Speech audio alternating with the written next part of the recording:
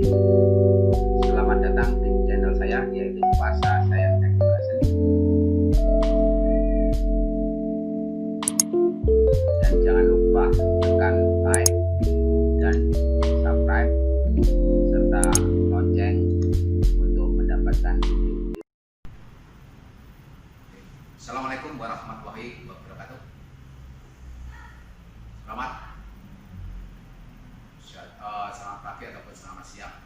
Mari kita berjumpa lagi dalam pembahasan sub di dalam sistem reproduksi pada manusia tentang organ reproduksi pada perempuan dan oogenesis. Sebelum masuk ke materi, seperti biasanya mari kita berdoa menurut agama dan kepercayaannya. Semoga diberi kelancaran dan kesuksesan. Doa mulai.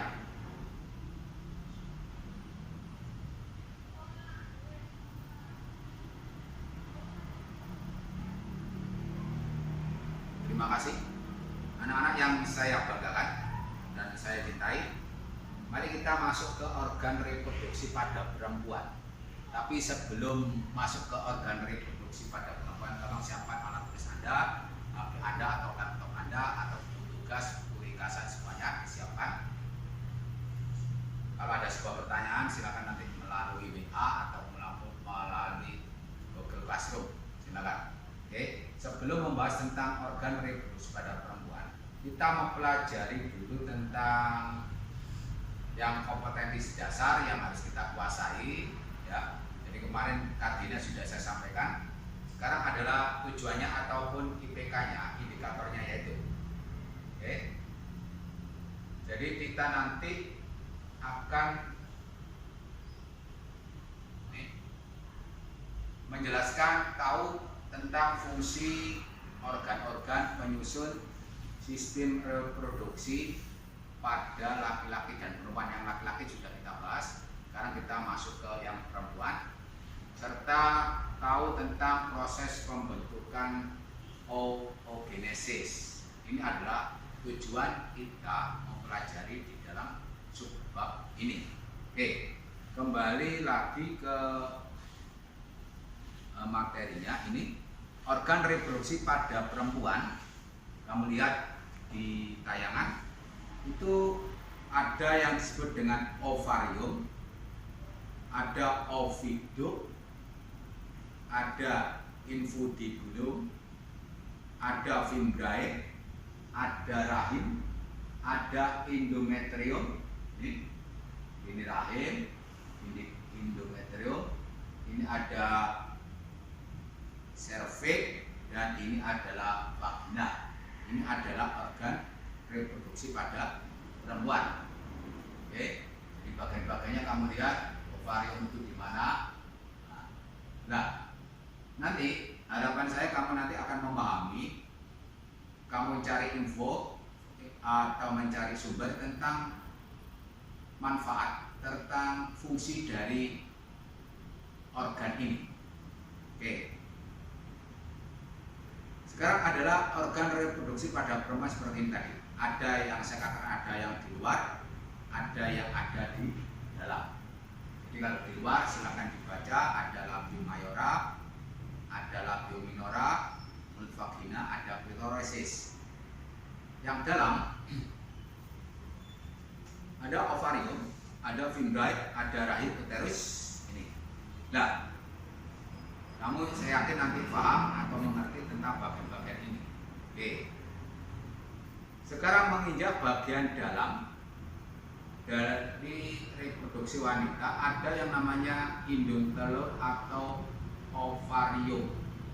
Jadi manfaat dari indung telur yaitu berfungsi untuk menghasilkan sel telur, ovum. Nah, setiap bulan itu terjadi proses pelepasan atau yang disebut dengan ovulasi. Sel telur akan ditangkap oleh fimbriae dan kemudian bergerak ke saluran telur yang disebut dengan tuba Fallopi. Oke. Ini kamu lihat gambar-gambar dari saluran telur ovidat atau tuba Fallopi itu. Dan ini ada Fungsi dari saluran telur itu adalah berfungsi untuk ini, membawa sel telur dari infobulum ke rahim. Ini ovida. Oke. Sekarang adalah fimbriae, yaitu memiliki struktur berjumpai seperti jari jemari. Ini adalah tentang saluran telur dan fimbriae. Silakan kamu baca, kamu perhatikan. Oke. Nah, lanjut ada infundibulum. Ini struktur yang berbentuk seperti corong, jadi ini berbentuk corong dan merupakan ujung ovida dan memiliki fimbriae, berfungsi untuk menangkap sel telur yang baru matang. Terus ini adalah rahim. Kita tidak asing lagi dengan bahasa rahim, yaitu sebagai tempat perkembangan janin. Dinding rahim, jadi di sini adalah ada dinding rahim. Dinding rahim itu membentuk plasenta. Plasenta itu apa? Jadi organ yang berfungsi untuk mensuplai nutrisi untuk bayi. Itu ada plasenta. Nah, sekarang kita membahas tentang cervix, ya, atau leher rahim. Ini cervix atau leher rahim merupakan struktur bagian bawah yang menyempit dan membuka ke arah vagina. Leher rahim berfungsi tempat keluarnya bayi atau darah pada waktu menstruasi dan air kecil. Itu adalah rahim, leher rahim. Ini vagina. Vagina tersusun atas otot-otot yang dilapisi selaput membran yang disebut dengan himen. Jadi selaput darah itu himen yang bisa robek karena aktivitas yang membahayakan. Vagina berfungsi untuk organ reproduksi, menstruasi, keluarnya embrio, tempat masuknya sperma. Vagina di reproduksi wanita dibagi menjadi dua, yaitu di bagian dalam vagina dan bagian luar atau mulut vagina. Nih, silakan Anda baca. Ada bagian luar, ada vulva. Vulva terdiri dari ada mons pubis, ada libia. Ada libia mayora, ada libia minora, serta ada yang namanya klitoris, yaitu bentuk kacang itu. Oke, itu bagian luar.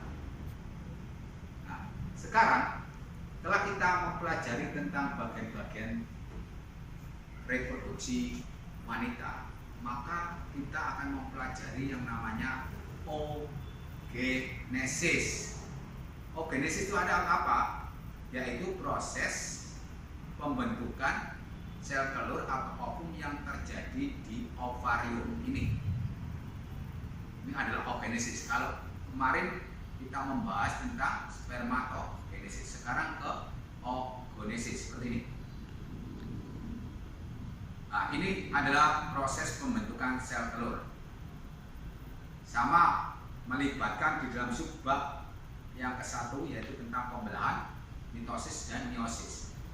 Ada oogenium, ada ini 2N, ada oosit primer, maka membelah menjadi meiosis 1, meiosis 2, meiosis sekunder, dan ootik, dan akhirnya menghasilkan ovum. Ini. Oke. Ini adalah tentang proses pembentukan telur atau disebut dengan oogenesis. Oke. Untuk memperjelas, silakan kembali lagi dibuka materinya, buku paketnya, ya. Silakan dibuka. Kita belajar, ini organ reproduksi pada perempuan.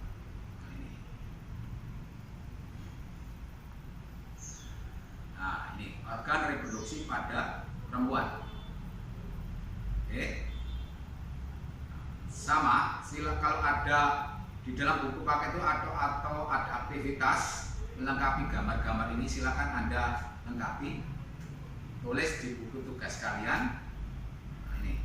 Jadi ini adalah organ penyusun sistem reproduksi pada perempuan. Ya. Ini. Silakan kalian mengisi. A itu apa, B itu apa, C itu apa. Tuntutannya adalah kamu memahami ini.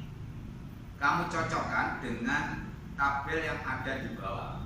Ovario mana? Ini. Oke. Nah, ini ada alat kelamin luar, tadi sudah saya terangkan. Ada alat kelamin dalam, ada ovario. Oke. Saluran telur, tuba fallopi. Ini ada rahim, ada vagina. Nah, ini yang tadi kita bahas lagi, yaitu tentang oogenesis. Ini akan dibaca. Ini adalah gambar yang sudah saya terangkan tadi, proses pembentukan sel telur atau oogenesis. Oke, ini adalah materi tentang alat reproduksi pada wanita dan oogenesis. Oke, silakan. Kalau ada pertanyaan silakan ditanyakan. Silakan mari kita diskusikan. Silakan hubungi WA saya ataupun di Google Classroom. Dan intinya setiap ada tugas-tugas diselesaikan di buku tugas atau nanti dikirim di foto ke WA ataupun di Google Classroom. Oke, saya akhiri materi yang ketiga ini atau submateri yang ketiga ini. Nanti akan kita ketemu lagi kepada bab selanjutnya, yaitu siklus menstruasi, kehamilan, dan fertilisasi. Oke, kita tutup, kita akhiri. Tetap semangat belajar, merdeka belajar. Assalamualaikum warahmatullahi wabarakatuh.